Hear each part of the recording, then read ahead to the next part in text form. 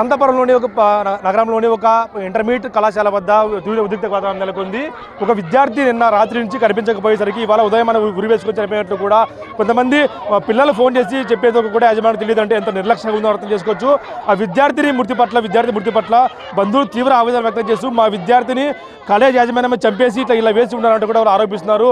అయితే దీని పట్ల విద్యార్థులు ఇంతవరకు యాజమాన్యం స్పందించకపోవడం, యాజమాన్యం పరారీలో ఉండటంతో విద్యార్థి మృతదేహాన్ని తీసుకొచ్చి కాలేజీ ముందు తీసుకొచ్చి విద్యార్థి సంఘాల నాయకులు కానీ తల్లిదండ్రులు కూడా పూర్తి ధర్నా నిర్వహిస్తున్నారు.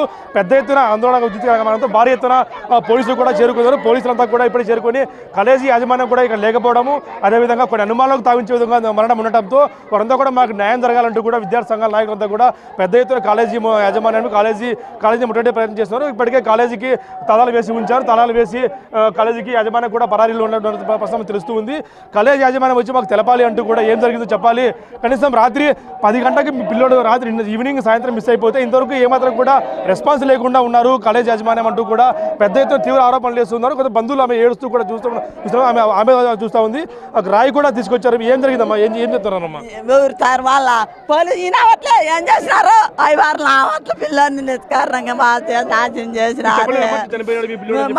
పిల్లలు ఫోనే చేసింది సాబరే కానీ ఫోన్ చేసింది లేదు.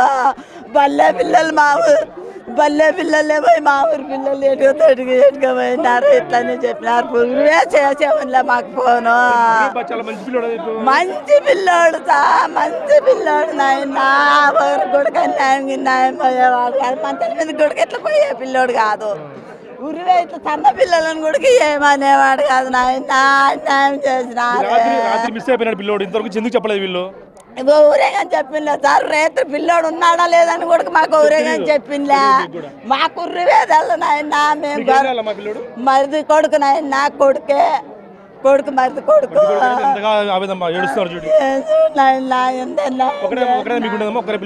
కొడుకు ఉద్దరు కొడుకులు ఒక బిడ్డ నాయన.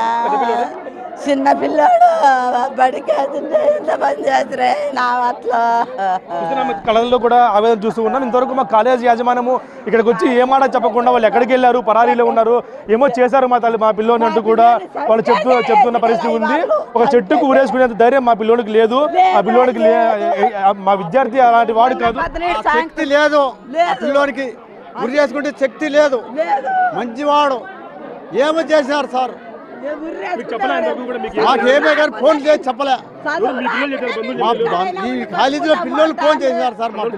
మా గురిగా తెల్ల ఈ కాలేజీలో వాళ్ళు ఎవడే కానీ నాయకులు మా ఇంతవరకు ఎవరు చెప్పలే. ఇంతవరకు కూడా ఎవరే ఫోన్ చేయలే.